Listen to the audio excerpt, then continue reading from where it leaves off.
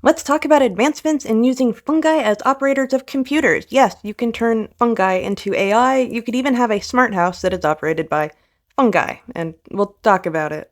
Now, one of the barriers to creating true artificial intelligence or artificial general intelligence is the capacity to have will. If you want something that has real agency, the capacity to make a choice because it wants to, what we're pretty much stuck with is something alive.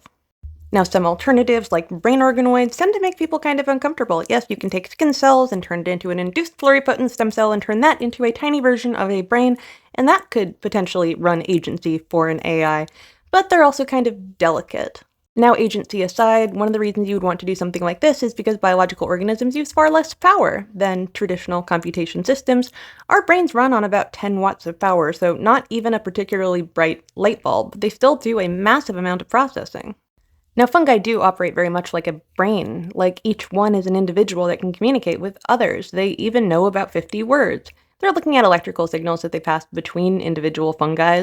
And yeah, there's patterns. We don't know what they're saying to each other, but I would like to know.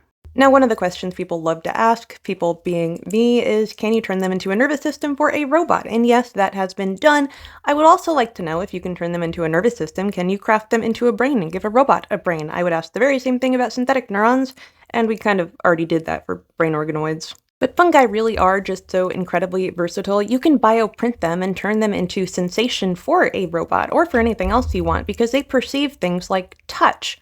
That touch can be transferred to electronics who can process it and perceive it as what we want them to perceive, and that's why we've considered these guys as skin for robotics.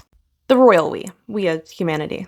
Now, while a robot that operates on fungal brains is kind of cool, they've also been considered as building materials because, yes, you can have a living house. It would be something like a smart house. If there was damage in an area, the fungi would report back to a central processor.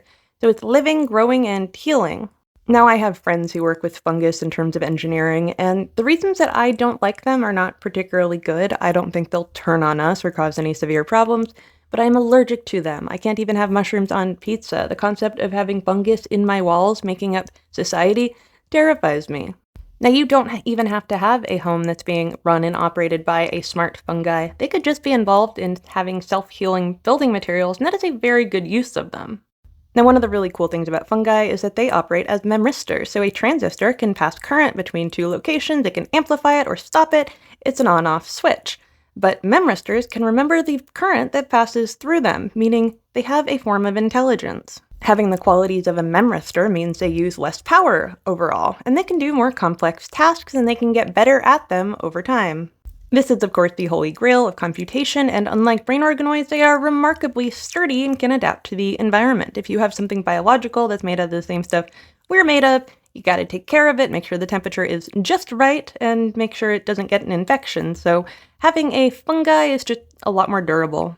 So what do you think? Would you have a fungal-operated computer or a fungi robot friend? Would you build your house with it?